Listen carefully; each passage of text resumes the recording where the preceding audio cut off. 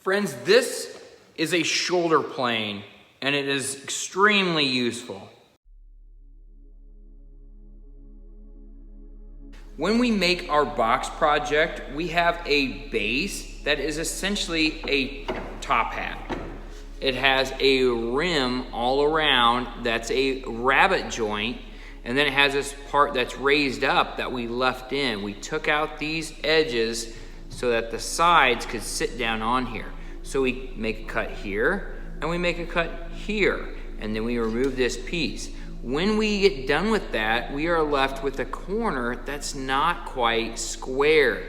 We have these channels in there possibly, or it might just be raised up. So a shoulder plane is ideal for this type of work where we can take that corner and we can square up that shoulder. And so I really like this Shop Fox brand. They make a great product.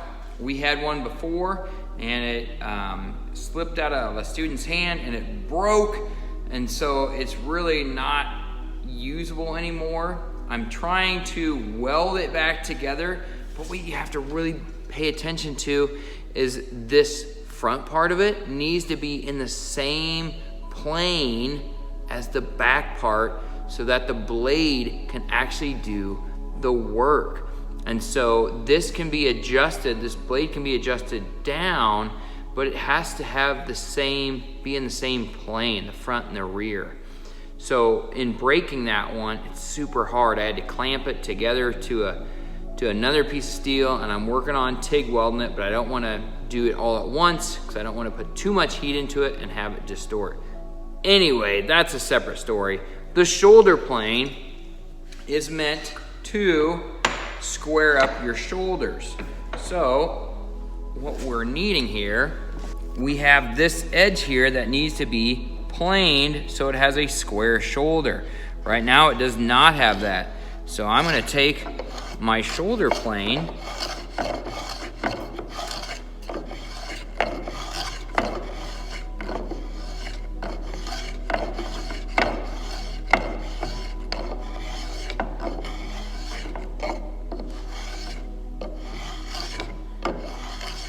and slowly but surely we will get this to where we have a 90-degree angle at this corner, so my sides will sit down flat on it and I can glue them to the bottom and the sides for my box. So this is a shoulder plane. You can use this with one hand.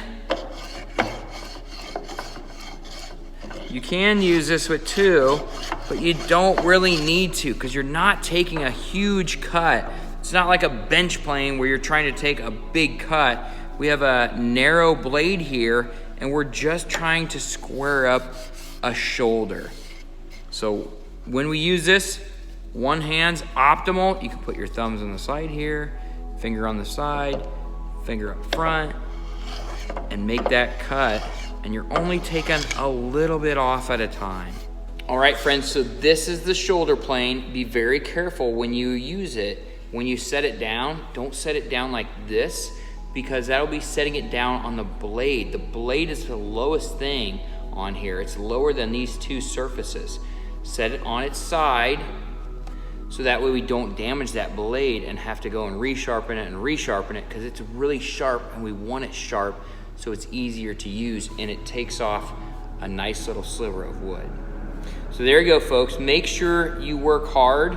Make sure you do the work, put the mental work in and the physical work. And make sure you drink good coffee too, friends. Thanks for watching.